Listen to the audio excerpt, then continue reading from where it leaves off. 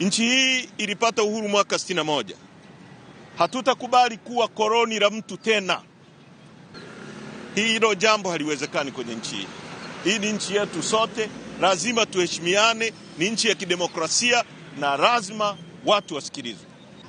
Chama chetu kwa haraka sana, naagiza vikao vya secretariat vipitie kwa undani na tuitishe kamati kuu, na kamati kuu ya chama chetu itatoa mwelekeo wa nini chama chetu kinazungumza na ni hatua gani tutachukua kwa kwenda mbele huko. Kwa haraka sana vikao vya kamati kuu na secretariat vitaanza, lakini kwa wale ambao ndugu zao wameumia, ndugu zao wamepoteza na taarifa hazipo, waendelee kuwasiliana na mamlaka za chama. Naibu katibu mkuu atatoa utaratibu ya namna ya kufikisha hizo message. Lakini tunaitaka pia serikali iruhusu watu wachukue ndugu zao, wapate familia ya ndugu zao, wawazike kiafrika kama tunavyojua, kitamaduni, kiafrika, kidini kama tunavyojua.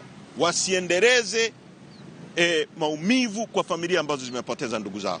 Kwa sasa tunawashukuru sana na Mungu awabariki. Hiyo ndio ilikuwa message yetu asubuhi hii. Naendelea vizuri. Tunamshukuru Mungu. Mengine tutazungumza kwa wakati mwafaka.